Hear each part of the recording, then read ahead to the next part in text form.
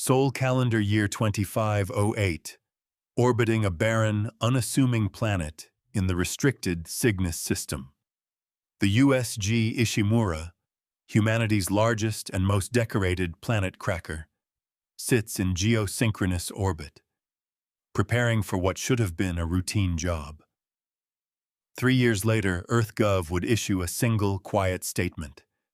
The ship, her colony, and all 1,300 souls aboard were lost to a terrorist attack.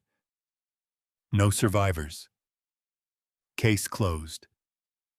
But that story was a lie, and the truth of what actually happened aboard the Ishimura is far stranger and far more horrifying than any terrorist attack could ever be.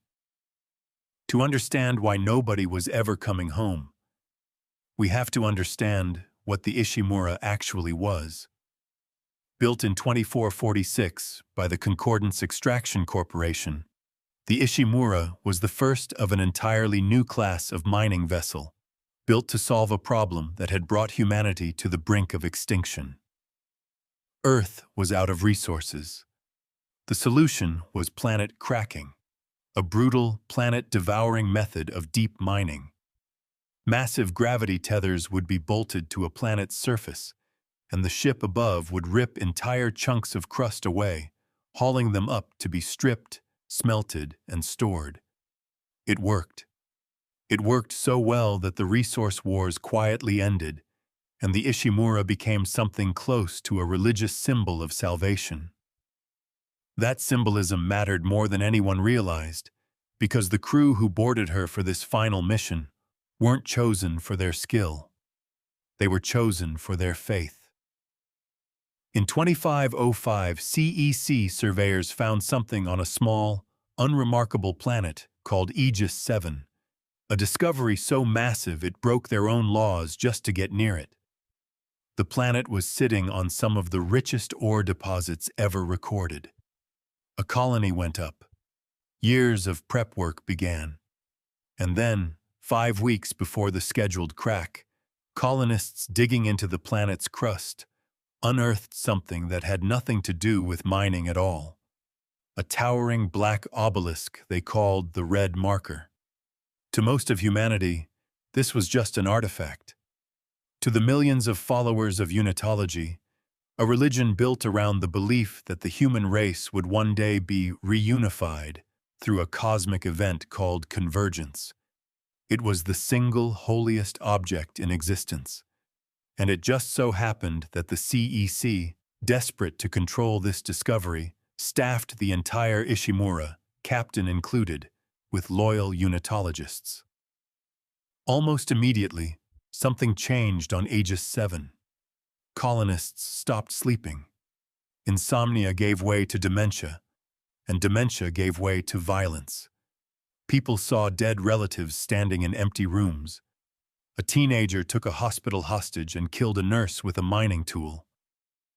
2 weeks before the Ishimura even arrived, 50 colonists gathered in the town square and ended their own lives in a mass ritual suicide, offering themselves to the marker. When the Ishimura finally reached orbit, her captain, Benjamin Matthias, ordered the marker brought aboard for transport back to Earth. The moment it left the surface, the colony fell apart completely. Something started killing the survivors, reanimating them, and hunting the living. Chief Security Officer Alyssa Vincent begged to send a rescue team down. Matthias, already unraveling under the marker's influence, refused and sealed the planet off entirely. It might have worked. It didn't. Panicked colonists tried to flee anyway. 3 shuttles broke through the blockade. Matthias ordered the ship's defense cannons to fire on them. 2 were destroyed outright. 1 made it into the hangar, carrying a husband, his already dead wife, and something else entirely, an infected colonist. Within hours, the infection, later known as the Necromorph strain, was loose inside the ship's ductwork, and it headed straight for the morgue, where hundreds of bodies were waiting. What followed wasn't a battle. It was an extermination. Necromorphs poured out into a ship full of people who had no idea what they were even looking at, let alone how to stop it. Conventional weapons barely slowed them down. The only way to actually kill one was dismemberment, and almost no one figured that out in time. Meanwhile, the marker kept working on the survivors' minds.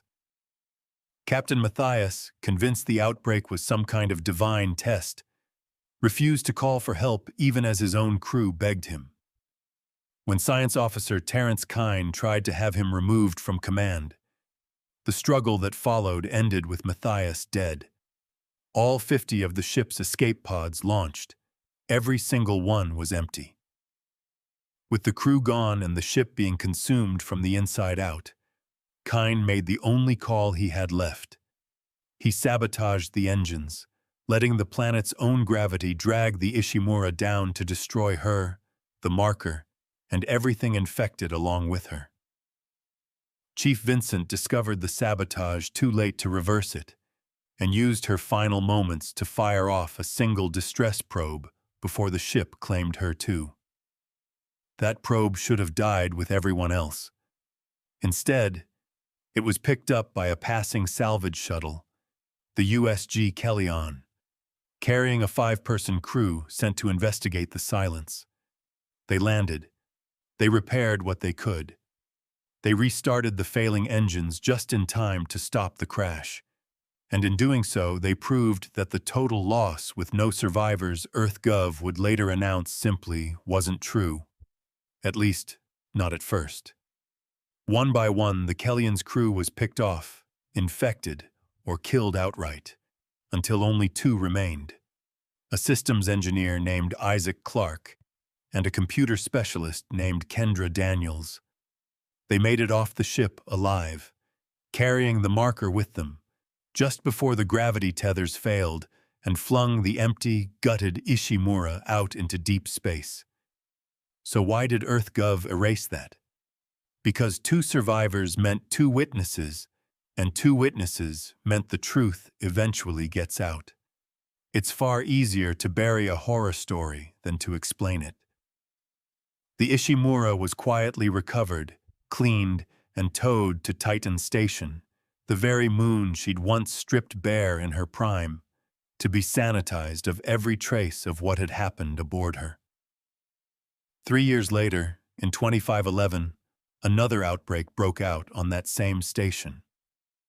The marker was destroyed trying to stop it, triggering a reactor overload that vaporized both the station and the ship in one final blast, 65 years after she was first built to save humanity. Officially, there were no survivors of the Ishimura. Unofficially, 2 people walked away, and the truth of what really happened out there almost walked away with them. The USG Ishimura was built to save humanity, but it became one of the darkest disasters ever hidden from history. Officially, no one survived. Unofficially, the truth escaped, and it changed everything.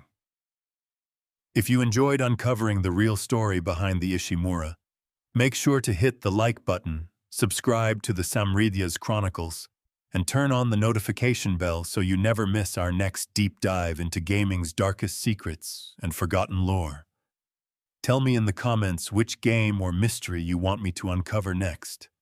Until then, keep searching for the stories they tried to erase.